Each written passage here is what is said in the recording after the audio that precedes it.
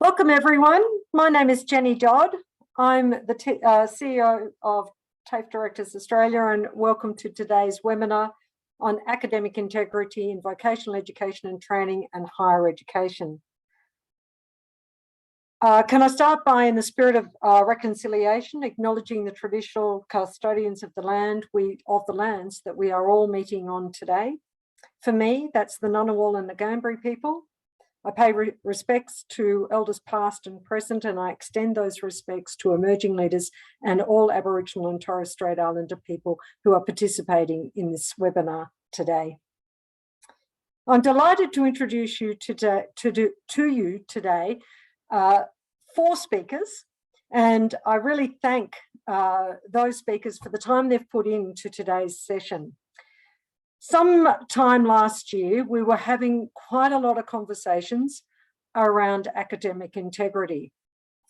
And Helen Ganneil from TEXA was absolutely fantastic at working with those TAFEs and dual sectors who are higher education providers in providing lots and lots of information around what TEXA was doing to help manage and support our providers in the area of academic integrity. Helen and I had a number of exchanges, and we were really delighted when Dr. Helen Ganneil accepted our invitation to present today. Unfortunately, at the last minute this morning, Helen has been unable to be present. And so stepping in for her, and I really am very grateful, is Dr. Lenka Yuknik and her colleague, Dr. Camilla Fisher, both from TEXA. We also have today, and I'll introduce them more formally before they speak, we also have today Sharon from ASQA, and we thank you, Sharon, as well, for being part of today's session about what ASQA is doing to support its providers to ensure academic integrity. And I'm delighted to also introduce Chris Harris from William Angliss Institute. And all of you who are here today will know that William Angliss Institute was Large Training Provider of the Year in 2021. So congratulations, Chris, and to all your team. You would have been instrumental in leading both vocational education and higher education in this topic to secure that outcome. And so we're delighted to have you join us today and to speak as well about what you're doing at the provider level, spanning both vet and higher education, to ensure that you're managing this area as well as you can. And I'm sure that you will have lots and lots of tips for the people here present today. So how we've structured the session, we're firstly going to hear from our guests from TEXA, and I'll introduce them properly in a minute. Then we're going to hear from ASQA, and then we're going to hear from William Angliss. If you have questions, I'm going to ask you to put them into the Q&A. Our panelists have access to the Q&A, and they are able to give an answer in the Q&A session. Separately, of course, the chat can be functioning, and in the chat, you can be making observations and talking to each other around this topic and the developments that you're observing. We'll keep an eye on the chat as well. And if there's any questions that come through there, we'll move them to the Q&A. But specifically for today, I really ask you, if you want a question answered, pop it in the Q&A. So, some introductions then to our first speakers from TEXA. Dr. Lenka Yuknik has been the Assistant Director Higher Education in the Integrity Unit since the beginning of the year. Now, I'm assuming that was 2021. Is that right, Lenka? Oh, no. So for about 4 weeks. So good on you for being here today. Thank you. TEXA places a great deal of emphasis on helping the Australian higher education system and its providers to ensure that the Australian higher education system has integrity. Dr. Yuknik has managed a series of projects and researches aimed at supporting that area. She has been, previous to this position, in the policy and research team, and before that, and this is, I think, often terrific when you've got people who are presenting, she has been a lecturer and trainer. So she knows at the coalface what it means to be able to manage in this area. She will be joined by Dr. Camilla Fisher. Camilla is a senior project officer in Texas Higher Education Integrity Unit, focusing on emerging threats in the higher education sector. She has completed her PhD in science education at Monash University, and I thought it was a really interesting topic, Camilla. Your PhD was on helping females persist to get outcomes in science-related fields. So we welcome Lenka and Camilla today, and thank you very much for giving us the time.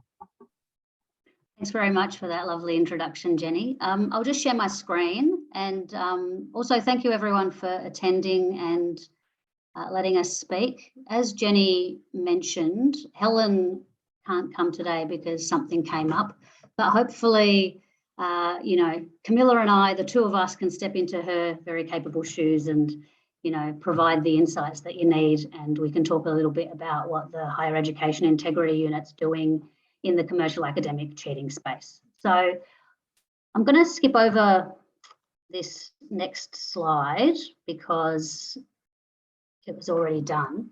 But the way that this presentation is going to be delivered is I'm going to provide you, I'm going to talk for the first half, and I'm going to provide you with a brief history of TEXA sort of entering into this space of academic integrity in a more active and involved way, and also describe the sort of the formation and role of the integrity unit within TEXA.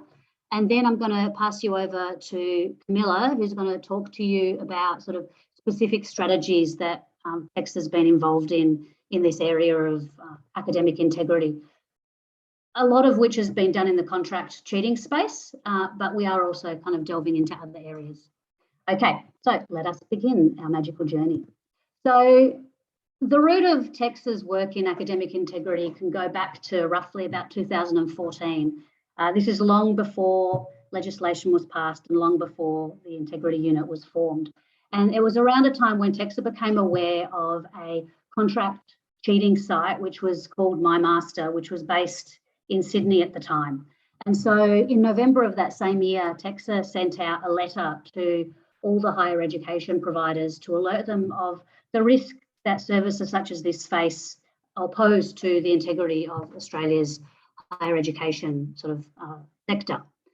Then in early 2015, TEXA reported on the initial responses that it received from providers to the letter the year prior. However, not everything was included in this report because many providers actually wanted to do more extensive investigations and other measures. And as a result, once TEXA received that additional information, in 2016, it engaged then Associate Professor Tracy Brettag from the Uni of South Australia, conduct a review, basically in light of these emerging academic integrity threats and the relevance or the fit for purpose of the 2015 Higher Education Standards Framework. And really briefly, what this report found was that compliance was achieved in relation to the standards as they existed then, but it was quite varied. So, you know, there was quite a bit of variance within there. It also identified many good practices occurring in this space by providers, but also noted that there were many areas that needed to be further developed. So in response to this, TEXA moved to include standards that more overtly addressed this issue of academic integrity and set it into the core of the standards that it then used to assess all providers and committed to the development of support and resources. And the first of these was basically a revised guidance note on academic integrity, which was published in August of that same year, of 2016. Also around this time, I'll just move because we're about to move dates forward. Around this time in 2016, TEXA approached Tracy again and asked if she would be interested in producing a good practice note. And this good practice note, which was titled Good Practice Note Addressing Contract Cheating to Safeguard Academic Integrity, was published in October of 2017. Around this time, or actually a year later in 2018, TEXA got government funding to take on a national role to tackle the contract cheating and academic integrity issue. And within this, it also included funds to develop a toolkit to support providers when addressing cheating. In 2019, along similar lines, the Australian government, the International Network for Quality Assurance Agencies in Higher Education awarded TEXA a grant. And this grant was to develop, again, a toolkit for quality assurance agencies. And this is where Helen Ganil, who would have been the presenter, first entered the space in developing things for academic integrity. And this is prior to her role as the director of the Integrity Unit. At this time, Helen worked at Monash Uni, and she undertook the project to develop this toolkit, which was released in July 2020. Also in 2019, TEXA commissioned another group of scholars to share research and develop and deliver a suite of academic integrity workshops for providers, and also create a toolkit to assist integrity practitioners to promote academic integrity and address contract cheating. The project team included Tracy from the previous work, Christine Slade from UQ, Margot McNeil from the International College of Management, Sydney, and Guy Curtis from UWA.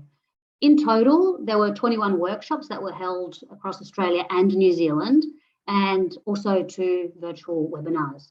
And also the Integrity Toolkit was released recently, and we'll show you some kind of towards the end of the presentation, we'll show you a few screenshots of what that looks like when Camilla will be talking. Another significant development, and this one is really important to the functions of what is now the Integrity Unit, is that in 2020, there was legislation that was introduced within the Australian context, which actually gave TEXA the legislative authority to prosecute contract cheating service providers. And it made it illegal for the provision, the advertisement, or contract cheating services within Australia. And we'll talk about that a little bit more in a moment. Before I move to the next slide, I guess the main point that I kind of want to clarify is the reason that this kind of academic integrity came onto TEXA's radar and became such an important issue, and, the Integrity Unit was developed, is that this really is tied to what TEXA's mandate is, and that's really to protect student interest and the quality and reputation of the Australian higher education sector as a whole. And really, this reputation depends on students, institutions, business, governments, all having confidence in academic integrity being upheld. And if student interests are threatened, as they are with such sort of academic cheating service sites, the whole kind of academic, the system of our quality of education is also undermined. And there is a lot of research out there to show that there are a lot of unethical behaviours, not just in the sense that students are harming themselves in their learning outcomes by procuring these cheating services, but also in the sense of students' work is being, stolen under the guise of academic assistance or study support, and also students have been blackmailed by service providers after procuring their services with the threat of, revealing what they have done. And so these sorts of things are genuine threats, and this is why TEXA has been working so closely with the sector for many years to produce resources and develop and sustain cultures of academic integrity within our institutions. Now, one of the things that happened in 2 things happened in 2020 that were very exciting in this space. One was the legislation, which happened in August, which I'll say in the next slide. And the other one was the formation and funding of the Higher Education Integrity Unit.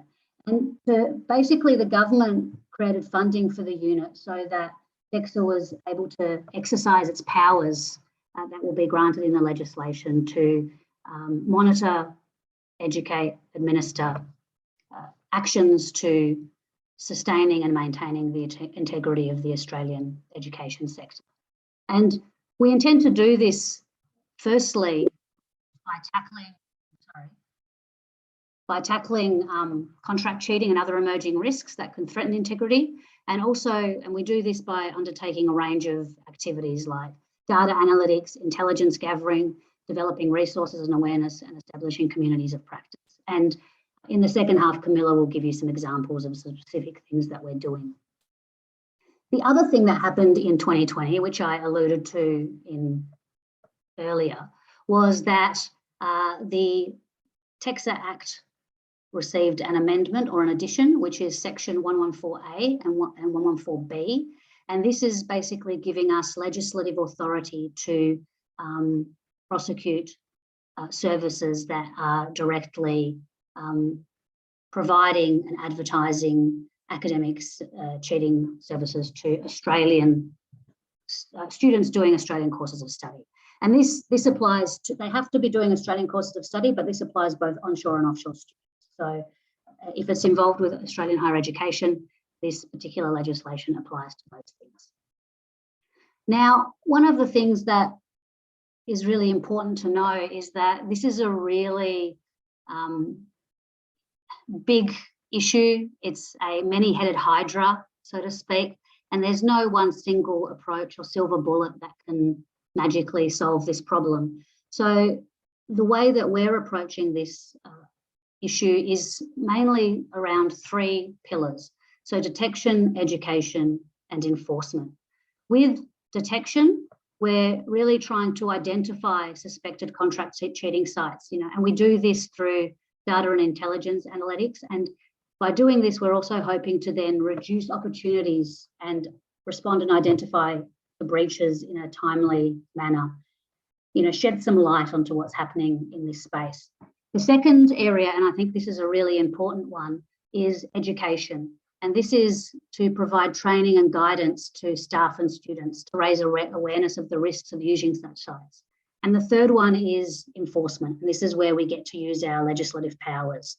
And this is really to make the consequences for breaches more visible and to use the powers under our legislation to block academic cheating service providers from being able to deliver their wares to Australian students. And so really we want to be doing it from 2 angles. Yeah? We want to be reducing the demand, but we're also wanting to reduce the access. And this is why you need to approach this issue on several fronts. Now, to give you some examples of detection, education and enforcement and the work that the Integrity Unit is doing in this space, I'm going to pass you over to my colleague, Camilla. Thanks, Camilla. Thanks, Lenka.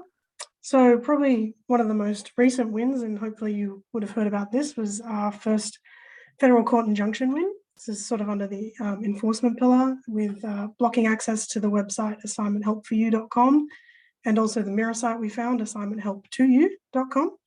So that was in October of last year, and that resulted in 51 carriage service providers blocking access to these websites. So that's got a lot of media, and that's a great win for us. Next slide, please, Lenka.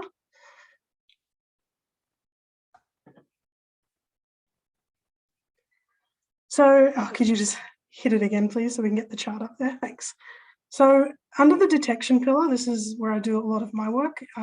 So last year in March, TEXA was provided with a database of over 3,000 suspected academic cheating websites.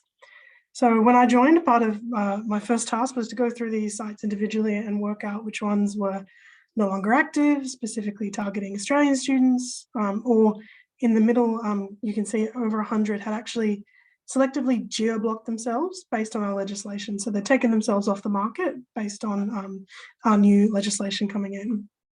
And you can see quite a large portion of sites weren't targeting Australian students, but the last 2 columns there combined the over 300 sites that did target Australian students. Next slide, please, Lenka. And so a real big part of my work is this web traffic analytics. So firstly, we were sort of focusing on these 300 sites to work out which were the heavy hitters in that space. So we have a certain tool that we use for that. So not only can we get the web traffic from Australian students in that space, we can also detect these mirror sites. The example talking about in the federal court injunction, we were able to find mirror sites there. So if they start referring individuals to another site, we can detect that. We can use this to gain more evidence for injunctions. We can judge the effectiveness of interventions. As I said, some sites took themselves off the market as our legislation came in, and we can actually see that with this web analytics. And we can also see things like what we call seasonal peaks. We can see how students are using these websites. So peak in May and November, typically around assignment exam time, and they sort of drop off during summer and winter break. You can also use web analytics to identify what search terms students are using which leads them to these sites. Are they explicitly looking for someone to do my essay, or are they looking for grammar help and these sites are acting predatory?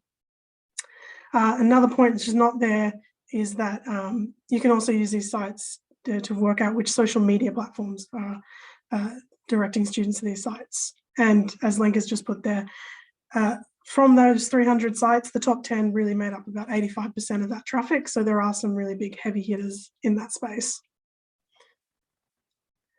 So we are also information sharing with providers and other peak bodies and agencies across the world. The two main data sets in the last year we've shared is this database of suspected contract cheating orders that was shared with affected providers to really raise awareness of this issue and help them identify any gaps in their policies. And then also shared with international QA agencies and peak bodies within Australia as well. Sorry, not that one wasn't shared with peak bodies with Australia, sorry. The next one was shared with peak bodies within Australia, the database of suspected cheating websites. So that was shared with all Australian taxa registered providers, peak bodies in Australia, and again, international QA agencies. Next slide, please. So in regards to in more practices we're doing in the enforcement space, we are, well, really raising awareness within the market. We have sent out a select number of cease and desist letters to websites that are explicitly targeting Australian students. We're continually reporting within apps on social media platforms and following up if nothing happens with those reports. So we're constantly in talks with social media platforms. Federal court injunction, obviously we had that win last year, and we're still establishing a protocol method moving forward as well. And one more point, I think, and the prosecution avenue as well. We are pursuing this as well using civil or criminal penalties. And as Lenka alluded to, these are some sort of screen grabs of some of our resources, all available on online. So we have the Download Hub, which has resources for both academics and students and just institutions in general. We have that slogan, cheating is never the right answer, and very other sort of example slides lecturers can include in presentations. We have our contract cheating guide and the recent guide that came out for detecting contract cheating in non-text-based assignments, which has been very popular. And just on the bottom left-hand corner there, in development is our detection masterclass, and that will be coming out this year, working alongside Australian experts in the field. And some various other links all on our website. We have various good practice notes, articles, webinars, lots of resources online to be downloaded and used. And I believe that is the end of our presentation. We're happy to take questions during the question and answer time. So thank you. Thank you. Thank you very much, Camilla and Lenka. A really, really interesting insight into what TEX is doing. And I think in the chat, there was an accolade to you as an organisation for what you're driving forward. Let's now hear from ASQA. And can I introduce Sharon Watson? Sharon has dedicated nearly 20 years to improving the quality of training and learning outcomes in the vet sector. Sharon is currently the Director Education and Training Quality at ASQA. She is passionate about contributing to quality training frameworks and standards that can help empower the sector to continuously improve the quality of vet training. And she is an advocate of creating innovation in the sector, which has led to numerous projects to enhance professional learning and development for vet training providers. Sharon, thank you very much for giving your time today, and we look forward to your presentation as well. Thank you. Thank you, Jeannie. And I should say my most recent interaction with TAFE providers has been, I was a project director at VDC, so very familiar with professional learning and development and quality being part of that. And I'm pleased to be here in my role as engagement and education director, and hoping to hear from the providers about how they can achieve regulatory best practice and learn from what's been spoken about today about the risks to academic integrity in vet. Next slide, please. Before starting my presentation, I'd like to acknowledge the traditional custodians on the land on which we meet today. I would also like to pay my respects to the people, the cultures, and the elders, past, present, and emerging. I'm presenting from Sydney, which is Gadigal land. Gadigal people form part of the Eora Nation. Next slide, please. I know some of you here are really familiar with ASQA and the work we do, but for the benefit of those who are new to the sector or haven't engaged with ASQA for a while, a few things have changed. I'll provide a quick overview of who we are and our role, and then I'll chat in particular about how we use our data intelligence to identify and respond to risks. And this relates to academic integrity, and then explain how ASQA is, or our position in responding to your concerns around academic integrity. Next slide, please. ASQA, as you're aware, is the national regulator for Australia's vet sector. As a regulator, we need to ensure quality vet is delivered to learners. So students, employers, the community and government have the confidence in the integrity of qualifications being issued. This is underpinned by our values of consistency, collaboration, and continuous improvement. It drives what we do at VET. Part of our regulatory model has a focus on providers that are not meeting the standards, while at the same time, we're also providing guidance and support on our expectation of providers. And our regulatory operating model involves regulatory tools, which you may or may not be aware of. Performance assessments, which were previously known as auditing or our audits, communicating with the sector, education and engagement to encourage and support best practice. This means our regulation is fairer and more proportionate. We believe this leads to quality outcomes for our sector and for every vet student. Next slide, please. Our regulatory approach is based on strengthening our data analysis, gathering intelligence and feedback from the sector to identify and respond to the most significant risks to quality. We use this data and intelligence to identify and respond to risks on two levels: the provider risk and the sector risk. The provider risk is more about the behaviour of an individual provider that can damage the reputation of VET. The other is systemic risk, or the sector risk, which is likely to have a significant proportion of providers or relate to a particular cohort of providers across the vet sector or a specific industry.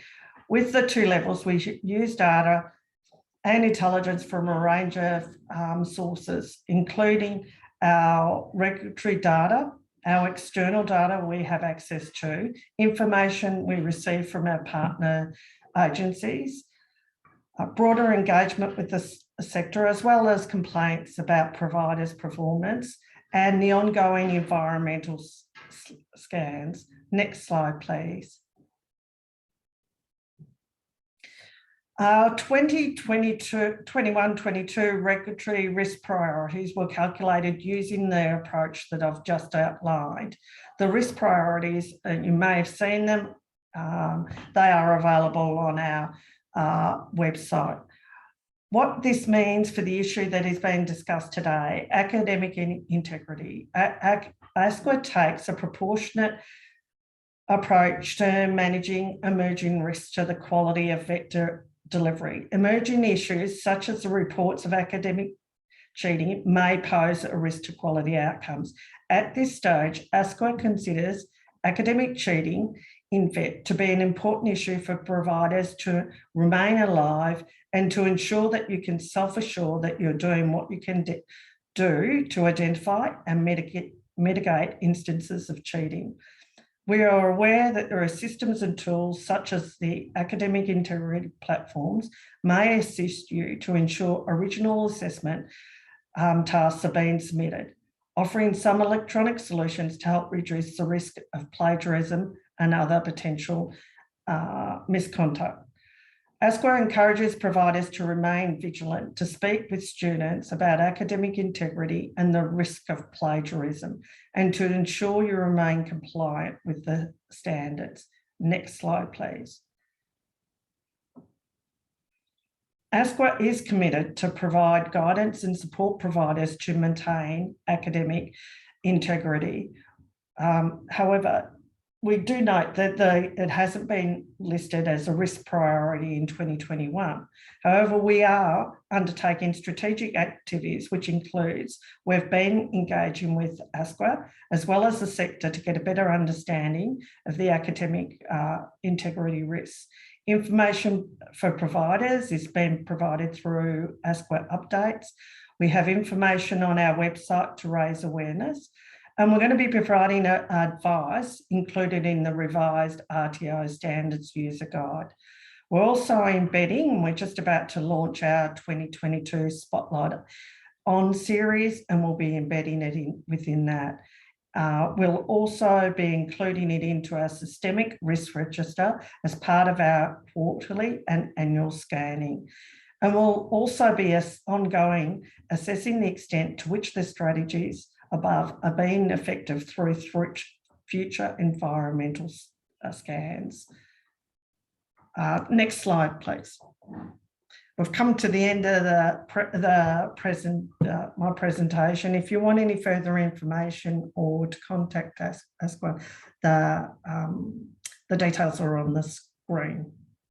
Thank you. Thanks very much, Sharon, and we might come back with some questions shortly. Let's now hear from our leading, if you like, our leading RTO for 2021, William Angliss Institute. And thank you to Chris Harris for joining us. Chris is Director Education at William Angliss Institute, and in this role, he is responsible for the delivery of a diverse range of both higher education and vocational education and training programs offered under 4 broad specialist disciplines. Those disciplines are food, tourism, hospitality and events management. Chris is responsible for the development, delivery and management of the educational excellence strategy and business plans for both vocational education and higher education programs. Chris, thank you very much for joining us, and thank you for giving us some insights into what William Angliss is doing in this area of academic integrity. Thanks to you, Jenny, and thanks for having me today. It's really great to hear from both TEXA and ASQA in the same forum. As a dual sector provider, a lot of our work is about harmonising some of the great work of our regulators, and I'd also like to acknowledge their good work. Lenka and Camilla might want to know that when my career trajectory found me in Singapore in the period in which the academic integrity work was being done by TEXA, and all the way up until the unit was actually launched. And I remember the day that happened because I was walking along Selegi Road in Singapore and I was handed a lovely little piece of paper with the name of a fantastic essay writer who was going to be able to help me with my essay. Problem with that is, well, it was a nice thing because they assumed I was a student. That was a happy moment for me, a bit like being asked for ID at the pub, isn't it? It's a nice moment. But it also just put the fear of God in me about, as someone who was supporting transnational universities in Singapore, what was the impact of that upon what we were doing. But what it also did was shine a light on Australian universities and their own level of integrity and the fact that they were facing this head on. So I thought it was really good for Brand Australia. We also had UK and Irish universities in our transnational stable, if you like. So the comparison was really clear about what Australia was driving at. And there was a lot of honesty shown by the sector, I think, at that time, not all of which was initially well received in Singapore. Because it was so brutal and raw, and we saw inside some of our best universities. But I think what it did was to actually portray the very kind of integrity we want our students and our academic teachers and trainers to portray. So it was great to get that history again and see what was happening in Australia during that time. What I'm doing today is really great too, that TEXA and ASQA are going down those great rabbit holes of pursuing the suppliers of some of this contract cheating, because I know I even have some faculty and trainers that get their heads stuck in that space. My role, I think, as I see it, and our role at William Angliss, is to try and mitigate some of that by design, by the way we design, to also make sure academic integrity is something, much like TEXA outlined about this not being about students per se. For us, it's about culture. So I'm going to unpack culture a little bit for us, and then how that translates. And what I'm hoping to do, I'm assuming a mixed audience, as I said, is give just some practical examples of what we're doing at a board level, at a governance level, but also teacher, trainer, subject development level, which I hope will be of some value and start a conversation. So I hope that's what was intended, because that's the bit we prepared for. Before I start, I want to acknowledge some of my team, because I'm standing on the shoulders of giants. Melissa Jennings is our curriculum innovation project leader in VET, and Andrew Dolphin and Lynn Richardson in our higher ed management team, who have kind of helped me put together some of the pieces that I might have missed. Like Lenka, I also started life as a trainer, so I've been I've been teaching since 2004 when I was in industry. So I've also sort of been at the coalface and still like to teach if I can. And I absolutely see what people are going through. And I really liked that post as well, that acknowledged that it's a really complex operating environment. So we've got to sort of manage it piece by piece, I think. But overall, the culture part for us, if we think about culture in terms of what we're managing and governing and what we do as managers, so that whole idea of culture starts at the top, or the converse, which is the fish stinks from the head down, we've got to be pretty sure of what academic integrity means. And I think both our regulators value the student journey within their threshold standards for TEXA and the standards for RTOs with ASQA. And so if you start there, then academic integrity becomes fundamental to any work we do as an academic community. And for us, it's the foundation of scholarship for William Angliss Institute staff and students. So we define that in terms of values.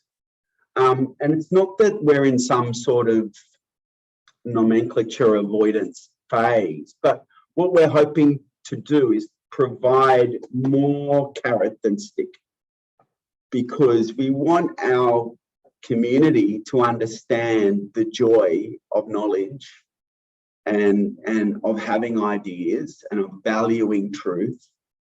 And a lot of that is imbued through a Western lens. So of course, my experience very recently is in Asia. And I think it's the responsibility of all educators to get a bit of an understanding of the broader cultural context in which a lot of our students have grown up.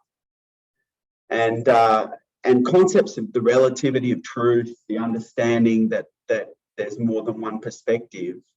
In Western cultures, and I'm going to do something very, very naughty and paraphrase history.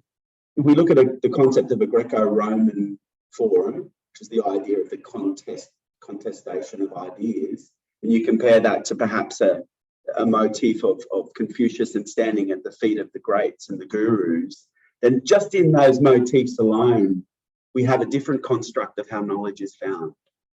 And we've got to remember that both lead to knowledge.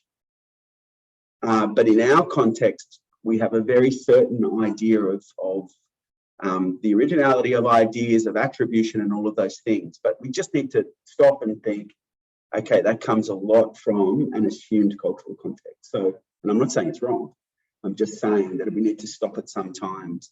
So for us as leaders at William Angliss, and I'm referring here to those that lead me as well, in our boards of governance, academic integrity is a standing item at our most high level board of governance, which has just changed from the higher ed academic board to the educational governance committee.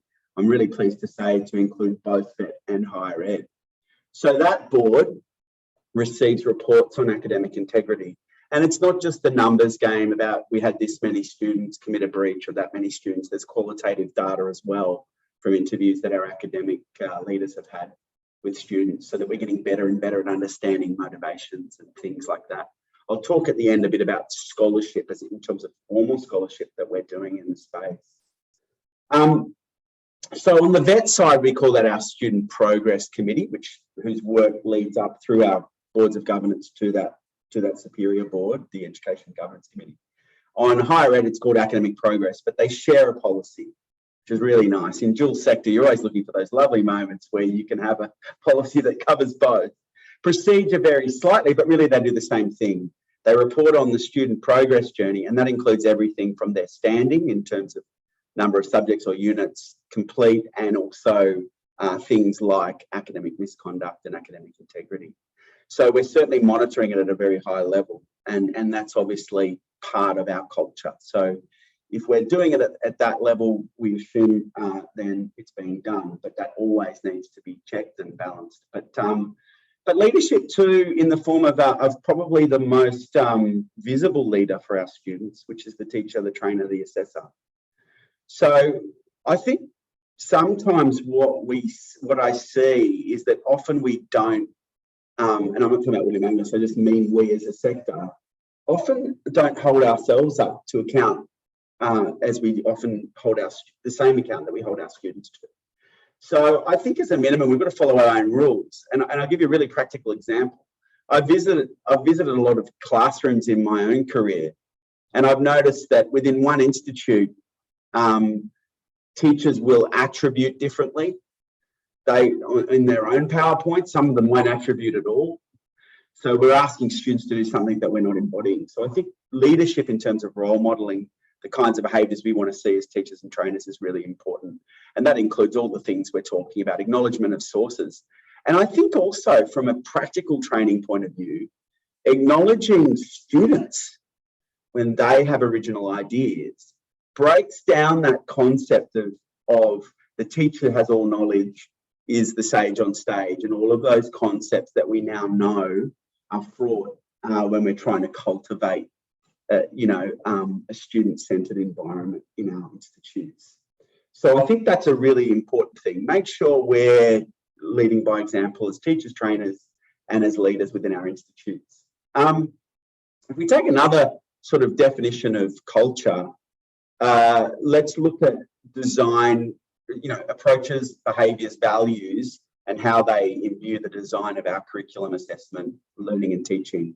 So we know from research, and I'm quoting here from Harper et al., but also I'd recommend the work of Tracy Brettag over at Uni South Australia, who's done power of work with her colleagues on contract cheating, which I'm sure Lenka is really aware of.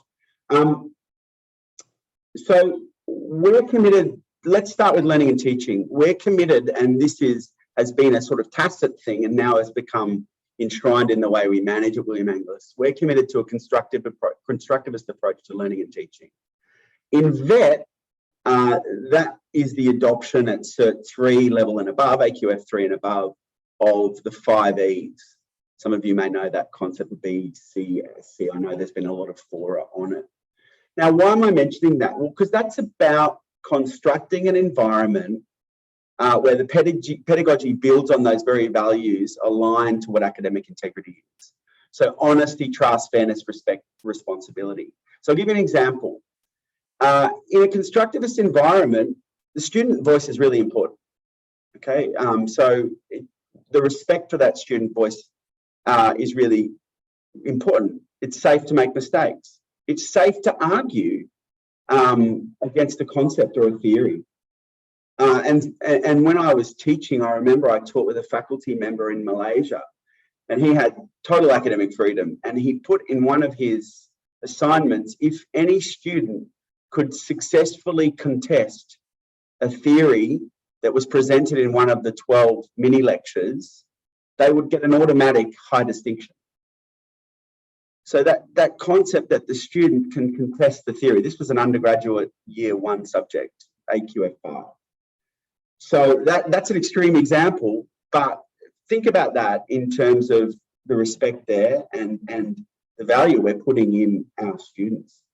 So we're putting responsibility for learning in the students' court, but we're building trust to guide that learning. So that's a shift, isn't it, from a lot of our practices and those that we saw as students. So formative assessment becomes really crucial in that design, because the idea is that we're assessing for learning as well as of learning. And that provides students a safe landing, allows them to explore those very concepts of sharing ideas, getting things wrong, making mistakes, and it allows our teachers and trainers to gauge the levels of ability. So that's from an overall construct of what we're looking at in William Angliss. And obviously the levels of complexity grow as we go up. But the shared culture is around that pedagogy, because we believe then we can test our definition of academic integrity. We can coach it, we can train it, we can see it.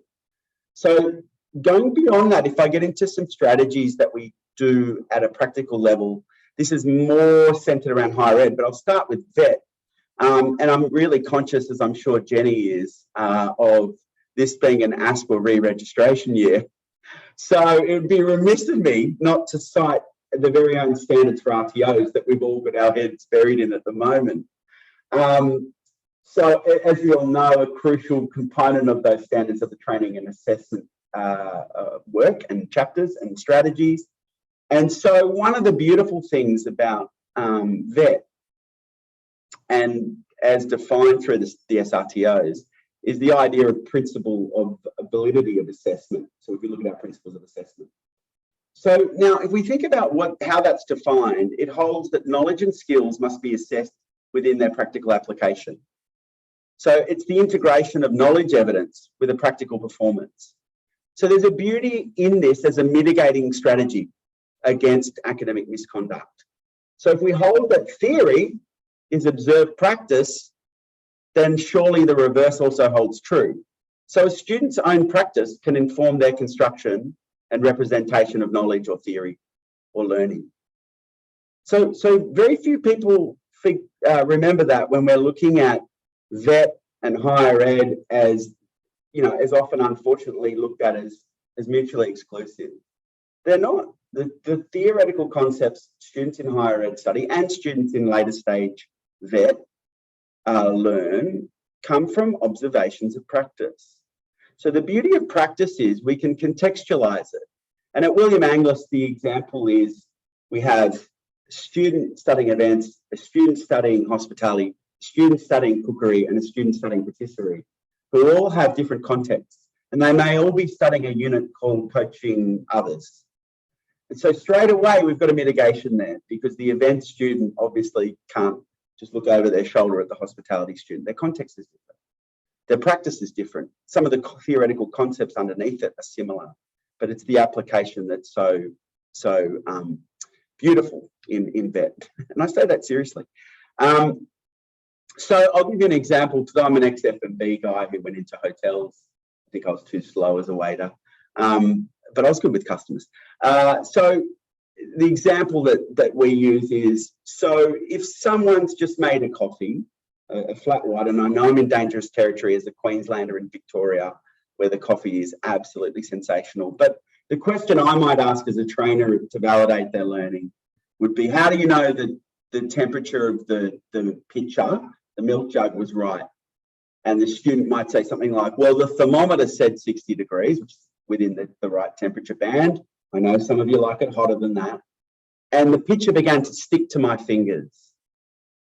So that is practice becoming knowledge, yeah? And the teacher is able to assess that.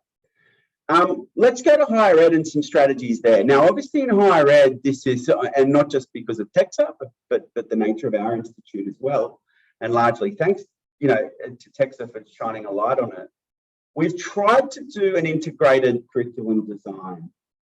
And a lot of things are really important here. We do I'll be honest, we do the stick part at the start of the journey. We get everyone into orientation and we show them the very TEXA websites that the TEXA representative showed us today. We do that, of course, but then it's about a journey of of working on building blocks for students as scholars. So our foundation academic communication skills subject, and I think that the language is important there, says nothing about misconduct or cheating. It is a aspirational subject, foundation academic communication skills. That shapes the building blocks that's later reflected on in later subjects and applied, as I'll show you. So context is really important. So it is a core unit or core subject. How do we get the context then? Well, we use case studies from the 4 different, well, there's a lot more industry subsectors, but the 4 disciplines that we do. And that idea of both something from my context and also, look at what an events researcher does, reinforces that idea that there are more than one perspective on things. And there's your perspective and there's my perspective, and they're all valuable. So that's where that flavour starts. As they move through the levels of the degree into AQF6, you'll find, like most institutes, the subjects at the end, at those threshold points, end of year 1 going into year 2, really start to look at the higher order criticality. And the cross-disciplinary theme continues. So research is embedded in a lot of our subjects right throughout the journey. The difference at William Angliss is not only do we have the cross-disciplinarity of our own disciplines, but we do things like embed ideas from anthropology, given that our domains are quite cross-disciplinary by nature anyway, sociology, and so students' eyes are opened up about, again, that multiplicity of voices. So the last thing I'll talk about, and sorry if I'm gibbering a bit too much, we've got a really strong point of difference at William Angliss that I'd like to acknowledge and recommend. We have an Associate Dean for the Scholarship of Learning and Teaching that goes across vet and higher ed, and Acknowledgements, Associate Professor Melanie Williams is in that role. And she works across the directorate, working with teachers and managers at embedding this idea of reflective practice on teaching and learning. And that's manifested itself really well in the form of 27 projects that William Angliss is currently sponsoring from our higher ed academics. And 2 of those, I'm really pleased to say, involve contract cheating. Dr. Jeff Raffles is about development of teaching and learning strategies to reduce the likelihood of contract cheating. So looking at design of learning and teaching as a mitigator, as a preventative way of managing contract cheating. So that's really exciting. And then we have Dr. Kim Williams looking at, similarly, at strategies that can be developed to combat and deter contract cheating. So both of them with very similar frames there, but looking again at what can we do as administrators, teachers to mitigate this. So I think with all of those things together, we're having a good crack at this thing called academic integrity, at building a culture within our student body and our community and ourselves as leaders and academics to embrace those ideals that I mentioned. So hopefully that's helpful to some of the folks that are here today. Thanks, Jenny. Chris, thank you very much. You gave a really thorough insight into some of the strategies you've used, and also that great intersect you talked about there between vet and higher education was fabulous. So thank you very much, and I appreciate we didn't give you a lot of notice for this, and I really appreciate you taking the time to pull all that together. I think there are some really valuable insights there. We've got a couple of questions now, so I'm just going to flick a question firstly to TEXA, which is around the online and offshore environment, and how we reconcile the tension in some ways between being competitive in the international space with academic integrity, in particular in the rising incident of online being part of what international students may well have done, especially in the last couple of years. So Any insights you have, Lenka or Camilla, would be fabulous in that regard from TEXA point of view. Thanks, Jenny. I'll start and then I'll hand over to Camilla to, add any other ideas. I think this is a really interesting question, and we're kind of, in many ways, at the beginning phases in this kind of world, particularly with what happened with COVID. Everything suddenly, it was already moving that way, but it all sped up. And I think it doesn't have to be an either or, but I think when it comes down to it, there has to be some kind of rethinking of what it means to support students, particularly at the moment with so many students offshore online, and there's going to be various things with that. So during COVID, there was an emergency transition into that, whereas that was 2 years ago, and we really need to start thinking about how do we move from emergency to quality delivery. And it doesn't have to, some arguments are like, well, face-to-face is better than online. I don't think that's true at all, but you can't assume that what works face-to-face is just going to be directly applied online and it'll work, because that's not the case. So I think we really need to think about what that means. Also, we have to be really careful, because sometimes the term flexibility can be a little bit of code for just palming something off and just doing it a little bit less online. And I don't think that's what any of us are talking about either.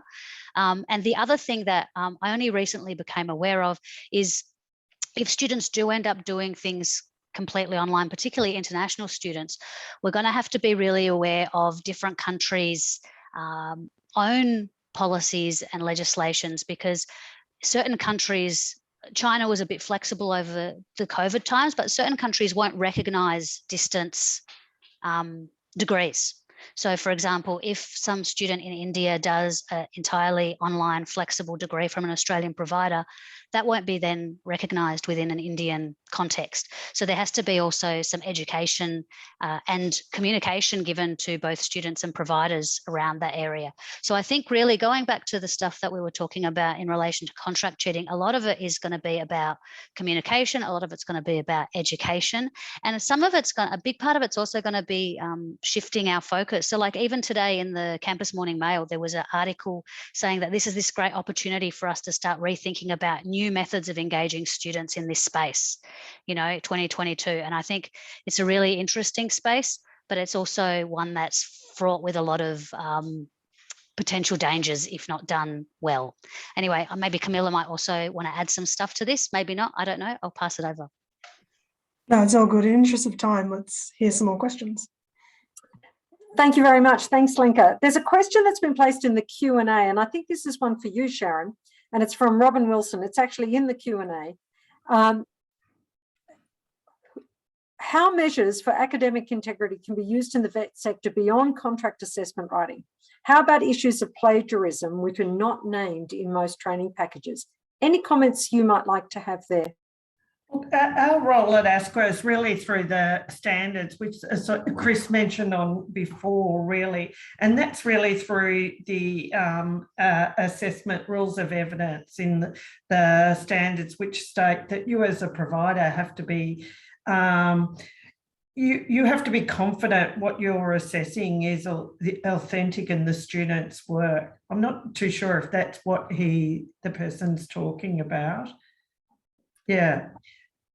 Thanks, Sharon. And I think in some ways, Chris added some insight into that question. Yeah, it is. And it is around that authenticity and being actually confident that what the student is providing is their own work and your own assessment practices and, what you're doing within the vet environment to assess that it is their own work. And it's all that contextualisation of it as well.